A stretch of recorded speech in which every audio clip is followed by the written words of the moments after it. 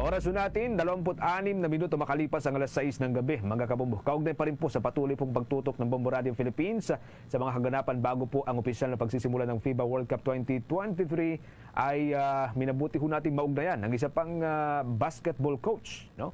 Siya po, mga kabombo, ay accredited ng Samahang Basketball ng Pilipinas bilang isang basketball coach at siya po'y kasalukuyang sports director ng General Mariano Alvarez Sports Club. Nakabase po dyan sa bahagi po ng Cavite. Kasama ho natin si Mr. Dennis Pagligaran. Siya po ang isa sa mga makakasama ho natin para ho dito sa mga usapin sa FIBA World Cup 2023. Magandang gabi ho, Sir Dennis, Coach Dennis, at welcome sa Bombo Radio Philippines.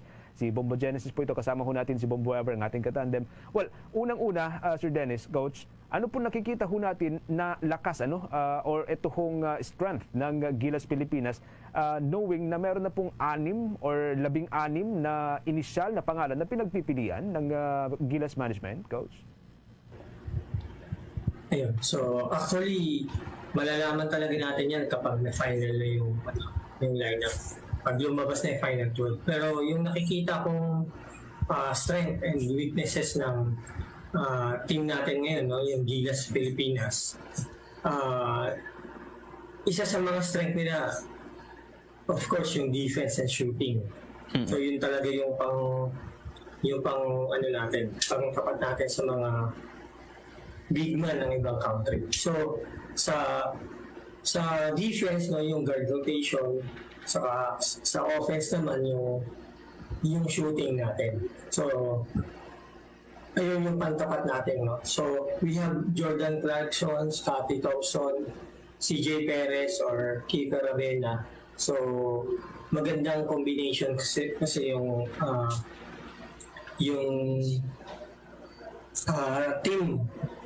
team rotation when it comes to defense.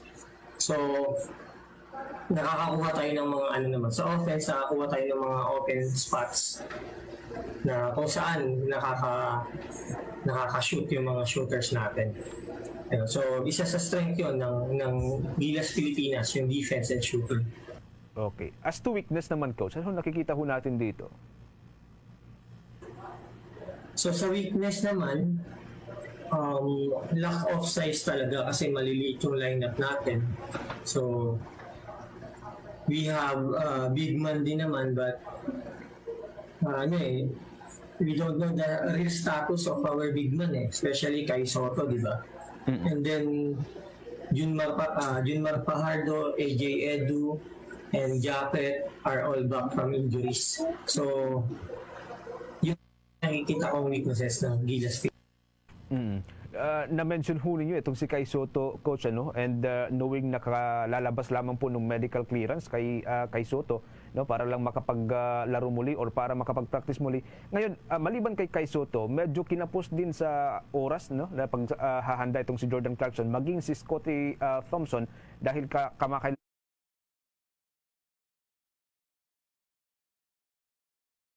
lamang sa pinayagan na makapag-ensayo muli. So, paano ho natin ma-incorporate? Ano sa tingin ho ninyo yung magiging incorporation ho ng tatlong ito doon sa chemistry, kabuang chemistry ng roster ng Gilas Pilipinas, Coach? For me, nakikita ko na magiging effective naman yung combination ng tatlong pambato natin ng Pilipinas. Kasi when it comes to defense rotation naman and offense, madali naman sila maka-adapt ng sistema. And considering professional player naman sila, so madali na lang maka-adapt ng sistema yung mga players natin when it comes to the system of the coach. Yeah, and di naman sila bago dito sa Gilas Pilipinas. So yung nakikita ko advantage din. So, familiar na sila doon sa sistema at palagi ko magiging madali lang sa kanila maka-adapt. Sa bagay, dati ho sila nagsama doon sa mga pre-qualifying tournament, Coach. Anyway, ang ating katandem, si Bombo Ever, meron din po mga karagdagang katanungan, Bombo Ever? Yes, Coach. Kung kayo naman po yung tatanungin, ano po masasuggest po ninyo sa tingin po ninyo na karapat dapat po nagmaglaro bilang first 5 sa ilalim po ng Gilas? For me, first five, syempre, no? Jordan Clarkson, tapos I think Dwight, Pogoy, or Malonzo. So yun yung pinagpipilian ko. Sa big man naman, we have Japet or Yunmar Fajardo. So depende sa depende pa rin sa strategy ng coach. Ang maganda lang dito sa mga players natin, team player talaga sila, alam nila yung mga role nila. At willing din sila mag-take ng another role and responsibility during the game inside the court. So, ayun, flexible naman yung mga players natin, kaya nila mag-adapt, kaya nila kumuha ng ibang roles. Yun yung nakikita ko, sir, na advantage. Sa tingin po ninyo, ano po yung nakikita po namang magiging rank po ng Gilas sa kabuuan po nitong torneo? Actually, when it comes in ranking, hindi natin mape-predict, no? Pero I'm sure naman na both the coaching staff and our players, no, will do their best to achieve their goals for the upcoming 2023 FIBA World Cup. So, I think mas prepared tayo ngayon this year. Possible tayo na makapasok doon sa unang round ng ng bracketing. Okay. Panghuli na lang, Coach, my part. Sa kabuuan po ng FIBA 2023 campaign, sino ho sa tingin ninyo ang bansa or team na siguro mag-uwi ho ng kampyonato, Coach?